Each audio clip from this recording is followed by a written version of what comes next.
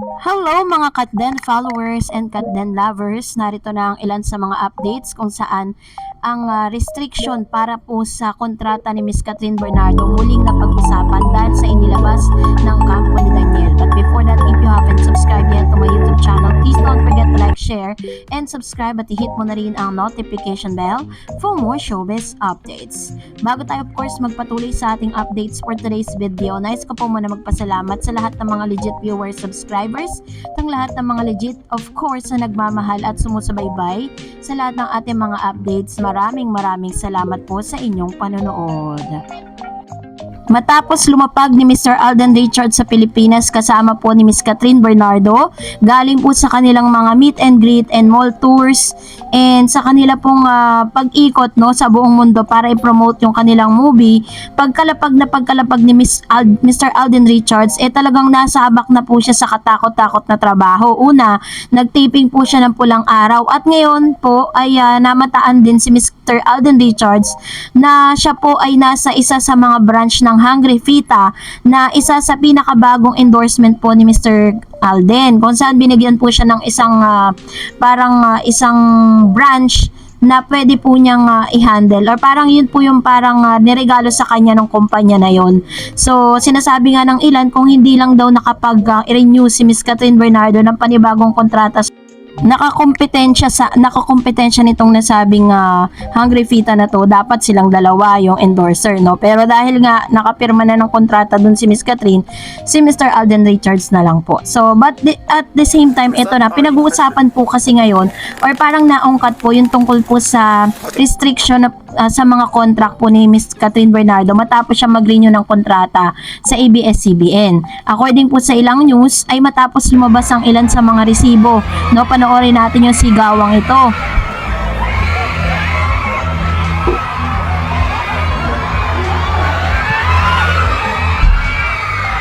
Yan ang ilan sa mga pangyayari po doon po sa mall tour na ginanap dito po kay Mr. Daniel Padilla, no? So parang sinasabi po ng ilan na dahil sa ganda raw ng pagtanggap ng mga netizen, ng mga tao, ng mga madlang people dito kay Mr. Daniel Padilla, marami po ang parang nagbibigay or naguhudyat po ito sa ABS-CBN na gawan daw di umano ng pelikula si Mr. Daniel Padilla, na agad naman kumabig ang ilan sa mga Catherine fans, ano, na parang gusto lang daw i-remind ng mga tao patungkol sa restriction na meron po itong si Miss Catherine, kasi according po sa news, parang bago pala siya pumirma ng kanyang kontrata or mag-renew ng kontrata, parang meron po doon na nakalagay na restriction kung sino po yung mga pwede niya at ayaw niyang makasama. At naibalita na rin po na parang ABS-CBN daw di umano ay pinag-iisipan na gawa ng pelikula si Daniel Padilla. At syempre, sa akin pong point of view pag mall tour po kasi talagang pupuntahan ka. At the same time, meron naman talaga meron pa rin naman talagang mga fans si Mr. Daniel Padilla, na mga natitirang fans at talagang loyal po sa kanya, na naiwan sa kanya, kaya talagang dinumog po siya. Ngayon, magkakaroon po kasi ng magkakaroon po ng malaking changes kapag po binigyan na siya ng solo era movie, kasi yun po yung kanyang pinag-iisipan So, syempre, umaasa tayo na dahil po dun sa kontrata or dun po sa restriction on working with Daniel, is hindi po magiging maisa sa katuparan yung plano ng kampo nila na makatrabaho si Catherine dahil may restriction nga, 'di ba? So mangyayari niyan solo era at magkakaroon po siya ng sarili niyang movie, which is magandang bagay po 'yun para makita talaga natin kung talagang effective ba itong si Summer na magkaroon po ng solo movie. Kasi nangyari na yan dati. Binigyan po siya ng parang movie, hindi kasama si Catherine, kasama niya po yung kanyang tsuhin na si Mr. Robin Padilla, parang action drama series po siya or action drama movie na hindi rin naman ganun pumatok sa takilya dahil inilaban po yun sa Metro Manila Film Festival And hindi rin naman din po nabigyan ng awards at hindi rin naman po pinanood ng nakararami. Kasi mga parang sa kasagsagan din ng Katniel yun at si Daniel po ay nandoon. Kasi bilang panghatak sa mga viewers pero wala rin nangyari. So better yet, mas maganda po na ituloy ng ABS-CBN na magkaroon siya ng sarili niyang movie. At the same time, ilabas na rin yung kanyang teleserye, yung teleserye ni Mr. Richard Gutierrez na parang hindi naman si Daniel ang bida, no? Para magkaalaman kasi marami pong mga fans si Daniel Padilla na parang iba-iba yung kanilang mga komento patungkol dito. O to, katulad nito. Marami mga natutuwa, naiiyak kasi solo pa raw yan. Ito lang yung laos na dinudumog. Yan ang mga basher, solo era yan ha. So ganito po nila ipagtanggol. No? Sabi, naku paano lalangawin niya, pati mga bashers andyan. Sila masyadong apektado. Samantalang si JJ, kalma lang, sabi niya. So iba-iba yung mga naging reaksyon ng mga solid fans ni Daniel Padilla matapos pong lumabas yung resulta ng kanyang mall show. No? Solid pa rin, isang Daniel Padilla. So wow, iba talaga ang idol, ang lakas mo pa rin. Congrats DJ, mas ganda solo kita. Love team, congrats DJ, grabe. Take note, ordinary day yan ha. What if Saturday or Sunday pa yan? Parang di napapagod nag-shooting pa yan, 'di ba? Congrats our Supremo, nag-iisang malakas, no need ng drama, no need ng kasama. Solo era pero ang lakas ng madla.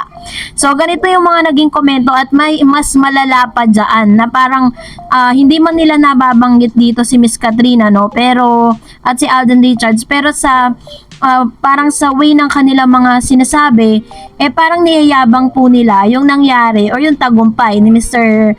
DJ or Mr. Summer. Dito po sinasabing niyang jog na pagpapromote sa mall show. So, tama lang po yung naging desisyon ng ABS-CBN na bigyan nga talaga siya ng movie para at least iba parang magkaalaman na, 'di ba? At syempre, hangad din naman talaga natin na magtagumpay siya dahil para at least is totally maka-move on at makita niya na rin kung anong worth at kung sino yung talagang pinakawalan niya.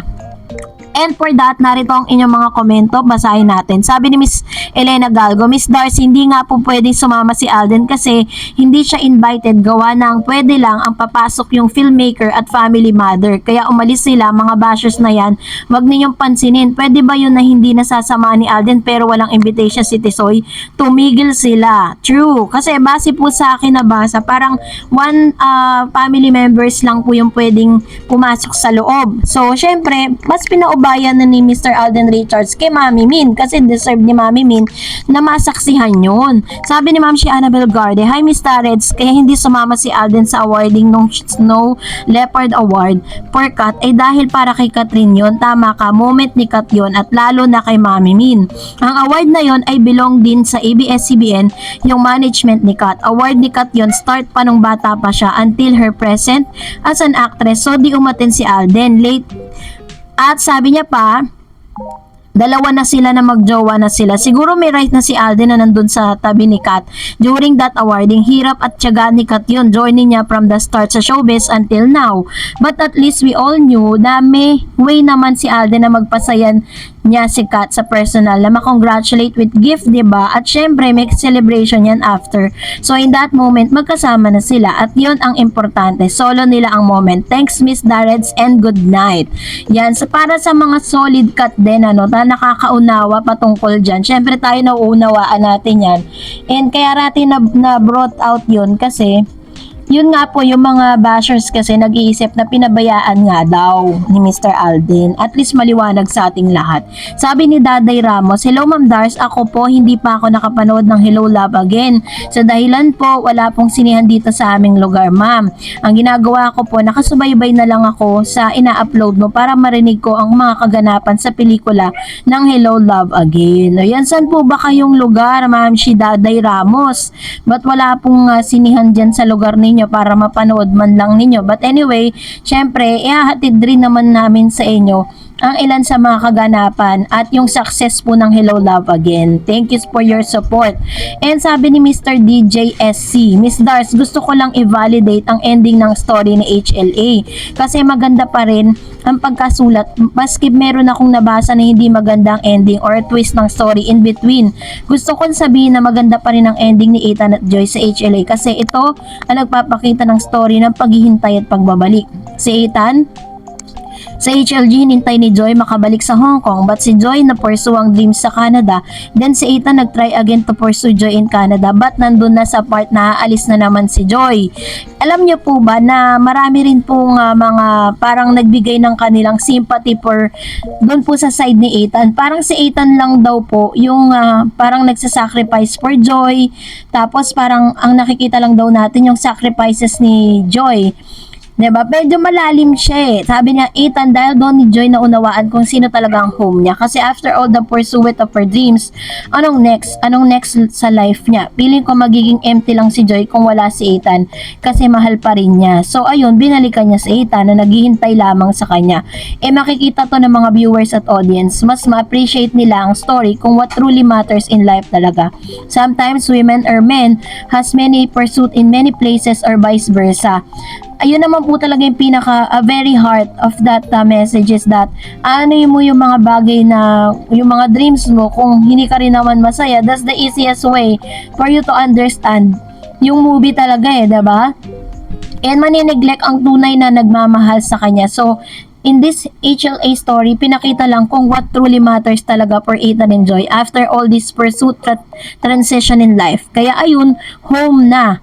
Home base talaga si Ethan plus Joy sa HLA for me. Yun lang po, Miss Dars. Ayan. So, ganda ng kanyang assessment at ang ganda ng kanyang understanding sa movie. Actually, all the moviegoers ay binigyan po sila ng chance to give their opinions kung ano ba talaga yung pinaka very heart of that particular movie. And sabi ni Ma'am si Grace, hello po, kikiligan ng tao kung wala si Alden. Kaya nga dumami na nanonood para tingnan ang love team nila kung swak ba or hindi. Sabi ni Miss Veronica Bermejo, wag niyong pansinin ng mga bashers. Pilit niyang binubuwag ang Katden. Tunay na matatag ang relasyon nilang. Baka grupo yan nung mga bitter. Basta road to 3 billion. Very true, diba? And we cannot control those bashers. Kasi sabi ko nga sa inyo, diba? Minsan ang mga bashers nakakatulong din yan for publicity. Good or bad publicity, still publicity po yan. Kaya hayaan natin silang magpakarami. Hayaan natin silang mabitter. Sabi ni Mr. Renato, alright, good job Miss Tarets. Tama kayo sa pagtatanggol sa Katden. Wala, hardcore Katden funny. Let's all understand sa mga country ng Muslim brother, bawal ang intimate scene. And sabi ni Miss Tess Basalo, hindi talaga masaya ang mga bashers. Nako, inggit lang yan. Very true. Diba kaya nga po bashers, and we cannot, hindi na natin i-expect yan ay pagtatanggol pa nila ang Katden kasi bashers nga sila. Parang nakikisimpatya lang sila dahil alam nilang meron silang gustong i-comment. Ganon sila. And sabi ni Miss Jessica Sapra, mga nega na walang alam bakit kung wala si Tisoy, may rason. Tsaka sila ang nakakaalam dalawa. Binilan nga ni Tisoy sikat ng mamahaling bag. It means mahalaga sikat. True. Diba? Kaya nga naspatan siya at buti na lang talaga yung place na pinuntahan niya is nabigyan tayo ng magandang resibo. Sabi pa ni Ma'am si Grace Tein, you are correct Miss Dors, bashers make up stories to discredit Alden. They don't know the actual reason why Alden was not there during the awarding. Only the filmmakers are there and a family member. So Alden wanted Mommy Min to attend. He decided to buy a present for instead my friend has a photo with them during meet and greet. O, diba? Totoo naman po yan eh. Talagang halos ang dami-dami mga bashers ni Mr. Alden Richards sa ngayon matapos siyang maipartner muli dito kay Miss Catherine Bernardo. Pero syempre hindi naman nagpapatinag si Alden. Sanay na siya dyan. Sabi ni Miss Belinda Cura, may part na magaling si Catherine at may part na magaling naman si Alden. Kaya magsitigil ang mga bashers. True. Kasi kung hindi naman talaga sila nagtulungan, hindi rin naman ganun kaganda ang magiging resulta ng lahat. Diba? So, let's appreciate all those character na pinartray po nila dito sa movie. Kasi talaga namang sobrang ang gagaling po nilang lahat. Sabi ni Ma'am si Elena, yung awarding na yan, sikat ay para yan sa kanya. Kung gaano siya kagaling, wala lang umpisa siya from 6 hanggang yung mayroong usapang itong dalawa, hindi Pilipinas na sunggab agad Amerika yun. Ayun. So, ano kaya ibig sabihin ni Ma'am si dito? So, ito naman po yung kanyang komento. Sabi ni Ma'am si Elena Galgo, no, sa kanyang comments. And, sabi niya dito na talagang deserve or talagang para kay Catherine Bernardo yung moment na yun. So, kailangan si Alden Richards is step back siya that time. Pero may surprise siya. And, panibagong komento, sabi ni Senda Carias. Parang sinabi ni Catherine na sinasamantala daw mamasyal ni Alden kasama ang kanyang team habang wala sa event.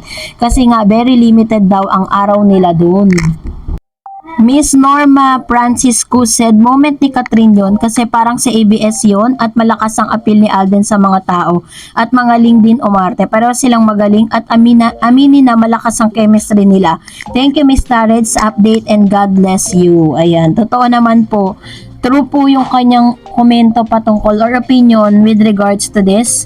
And no question at all. Talaga naman malakas po at sumasabog ang chemistry nitong Kat din, ano. And another, sabi po ni Miss Elenita, correct moment ni Catherine ang gabi na yon. Kaya medyo mag-isip-isip po na ang mga bago magsalita. Kat din always. And sabi niya pa, Kat din forever. God bless you both. Ayan. So, thank you so much sa inyo pong mga komento. And that's it for today. For more videos and updates, please don't forget to like and subscribe. And please don't forget to follow my Facebook page, Dar Eds TV. God bless everyone.